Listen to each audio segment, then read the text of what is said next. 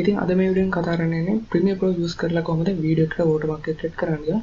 එහෙනම් ඉතින් වැඩි කතා කරමු අද වීඩියෝ එකට.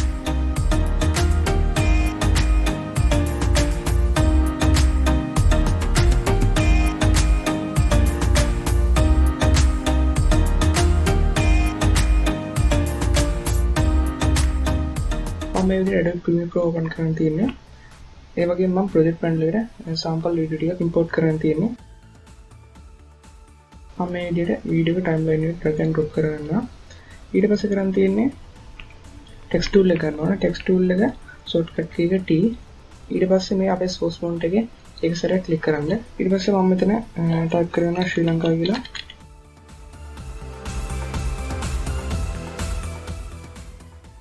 ඊට පස්සේ මම මේ විදිහට text එකේ අපේ position එක දාන්නවා.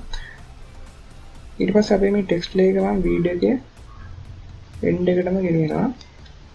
ඊට පස්සේ අපි මේ අදාළ text layer එකට අදාළ effect control වල ඊට පස්සේ ඒක පල්ලට බලන්න පුළුවන් transform කියලා තියෙනවා. ඒකට තියෙන opacity කියලා එකක් තියෙනවා. ඒකගේ 100 තියෙන්නේ.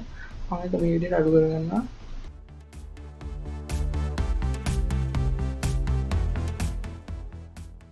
ඒ වගේම මම position එක පොඩ්ඩක් මේ විදිහට හදාගන්නවා. දැන් play කරලා බලමු.